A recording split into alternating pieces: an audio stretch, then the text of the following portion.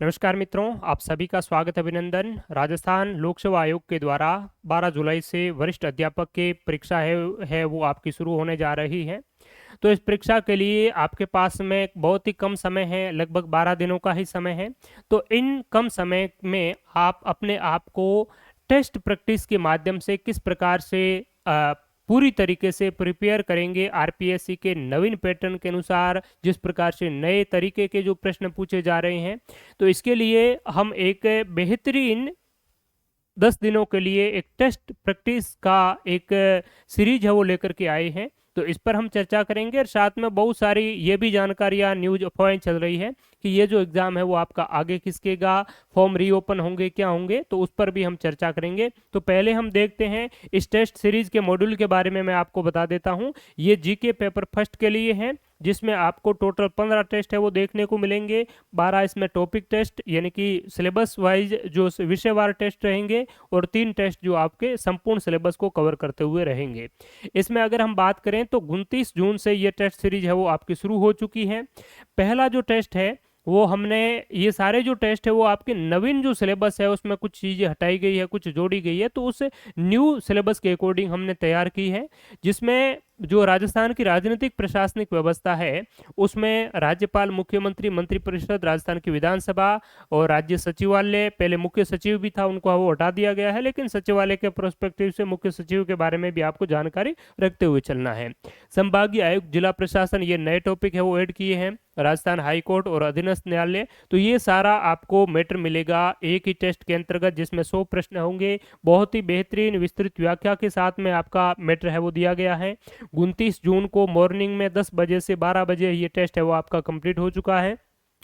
और जो second test है ये आपका इसी दिन इवनिंग को है वो हुआ है, जिसमें हमने पंचायती राज व्यवस्था, स्थानीय नगरीय स्वशासन, राजस्थान वित्त आयोग, निर्वाचन आयोग, महिला आयोग, लोकायुक्त, विधिक सेवा प्राधिकरण, ये जो है वो रखे हैं। जो हाईलाइट किए हुए हैं वो नए जुड़े टॉपिक हैं। और राज्य मानवाधिकार आयोग पिछले सिलेबस में आपका था और 2025 के सिलेबस में इसको हटा दिया गया है। तो पेपर फर्स्ट में आपको राज्य मानवाधिकार आयोग पढ़ने की आवश्यकता नहीं है।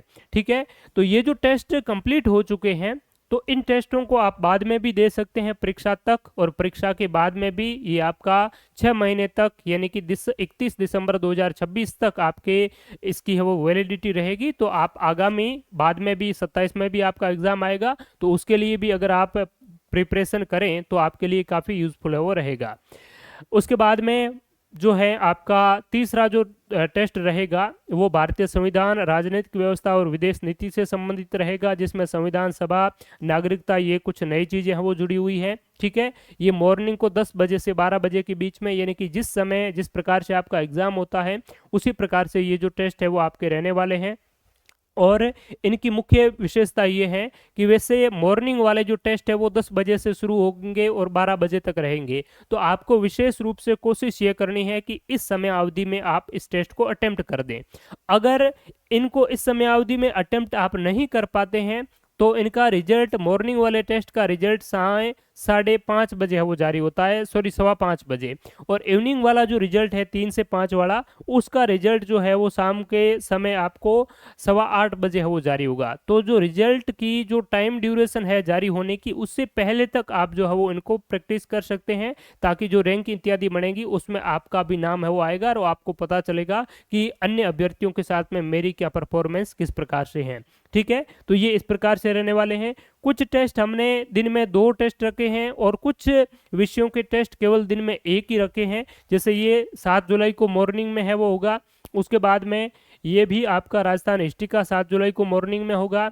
इसके अलावा भारत का भूगोल, विश्व का जो भूगोल है, और भारत का भूगोल और भारतीय अर्थव्यवस्था है, ये 2 जुलाई को मॉर्निंग शिफ्ट में, और इस दिन ये 1 ही टेस्ट होगा आपका। ठीक है, उसके बाद में आपका 7वां नंबर टेस्ट है करंट अफेयर्स से संबंधित, ये 3 जुलाई को होगा, ये भी आपका इसी एक दिन होगा। फिर राजस्थान का भूगोल है, ये 4 जुलाई को होगा, और विश्व का भूगोल ये भी आपका 4 जुलाई को मॉर्निंग इवनिंग को रहने वाला है। इसी प्रकार से शैक्षणिक मनोविज्ञान के टेस्ट के लिए आपको पूरा एक दिन का एक टेस्ट के लिए समय मिलेगा। इसको हम 2 सेगमेंट में बांटा है। दूसरा 6 जुलाई को, यानी कि 2 दिनों में आपको ये कंप्लीट करना है। और इसी के साथ में आगे वाला है समाज धर्म राजस्थान की कला संस्कृति वाला 7 जुलाई को होगा। और इसके साथ में ये जो 7 जुलाई को है वो सारे आपके टॉपिक जो टेस्ट है विषयवार जो टेस्ट है वो कंप्लीट हो जाएंगे। फिर आपके पास में 8, 9 और 10 जुलाई को 3 दिन संपूर्ण सिलेबस को कवर करते हुए full syllabus test GK paper first के है वो आयोजित होंगे। ठीक है, और ये टेस्ट कब से कब तक क्या होंगे तो वो यहाँ पर जानकारी है वो दी गई है।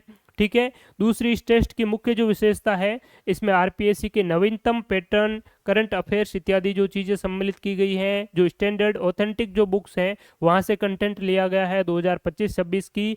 भारत की नई आर्थिक समीक्षा, राजस्थान की नई आर्थिक समीक्षा के नवीनतम जो डेटा, करंट अफेयर्स से संबंधित बहुत ही महत्वपूर्ण नवीनतम अद्यतन डेटा, और जिस प्रकार से अभी लेक्चरर इत्यादि के जो पेपर हुए हैं उसमें जो करंट अफेयर्स इत्यादि जो पूछे गए हैं उस अनुरूप हमने करंट अफेयर्स इत्यादि सारी जो कंटेंट है वो तैयार किया है। तो बहुत ही बेहतरीन टेस्ट है और इसका शुल्क भी बहुत ही नॉमिनल है, नाम मात्र का शुल्क है। तो आप अभी भी इसका रजिस्ट्रेशन इत्यादि करके इसका हिस्सा बन सकते हैं और अपनी तैयारी को और इम्प्रूव और बेहतर है वो बना सकते हैं। ठीक है, तो थैंक यू सो मच, आप सभी का बहुत बहुत धन्यवाद। दूसरी महत्वपूर्ण कि परीक्षा आगे जाएगी या नहीं जाएगी, तो इस संबंध में मैं आपको ऑलरेडी पहले भी बता चुका हूं कि आरपीएससी की परीक्षाओं में आप मान करके चलिए कि 99% एग्जाम निश्चित समय पर ही होगा, आगे जाने की कोई संभावना नहीं है। फिर भी अगर जो नियम इत्यादि की जो बातें हो रही है कि 50% से अधिक पदवर्धी किए जाने पर फॉर्म रीओपन होंगे और रीओपन होने पर एग्जाम डेट भी आगे जाएगी, तो अगर ऐसी कुछ है, और वैसे तो आरपीएससी कर्मचारी चयन बोर्ड कोई भी रिजल्ट इत्यादि जारी करते हैं, कोई भी पद इत्यादि के लिए नोटिफिकेशन जारी करते हैं, तो वो सारी चीज़ें उसमें क्या लीगल इश्यूज हो सकते हैं वो विधि अधिकारी से सलाह मशविरा इत्यादि करने के बाद ही उनको वो जारी करते हैं। आरपीएससी को ऑलरेडी पता रहता है कि ये हम जो आपका पदवर्धी कर रहे हैं और इसमें क्या कुछ कानूनी दांव पेंच हो सकते हैं, तो वो सारी चीज़ें तैयार रख के उसके बाद में ही इस प्रकार की पदवर्धी करते हैं। लेकिन उसमें भी अगर हो सकता है कभी कभार कोई उनकी भूल इत्यादि रह जाती है, सेवा नियमों के अनुरूप काम नहीं होता है, तो भी आप ये मान करके चलिए कि अगर इस प्रकार से हो गया और कोर्ट ने ये कह दिया कि आपने पदवर्धी किया तो फॉर्म रीओपन करें, तो आरपीएससी एग्जाम डेट आगे बढ़ाने के कतई आपकी फेवर में नहीं होगी। यहाँ तक कर सकती है कि जो फॉर्म पद जो बढ़ाए हैं उन पद को वापस विड्रॉल कर सकती है, उस आदेश को विड्रॉल कर सकती है कि जितना पहले जितने पद थे 6500, उन 6500 पर ही हम भर्ती करवाएंगे, इनके लिए नई अलग से भर्ती निकाल देंगे। तो ये भी किया जा सकता है अगर कानूनी दाव पेंच में कहीं आरपीएससी अड़ जाती है तो, लेकिन एग्जाम तय समय पर भी होगा, ये आप मान करके चलिएगा। ठीक है, तो थैंक यू सो मच, बहुत बहुत धन्यवाद, शुक्रिया। हमारे मोबाइल एप्लीकेशन की लिंक इस टेलीग्राम चैनल जो लिंक है वो इस मोबाइल एप्लीकेशन जो आपको इस यूट्यूब चैनल के डिस्क्रिप्शन में मिल जाएगी, तो वहाँ से आप है वो कनेक्ट कर सकते हैं और आप सर्च करेंगे Om digital study test series app तो भी आपको वो मिल जाएगी। ठीक है, तो धन्यवाद, नमस्कार, जय हिंद।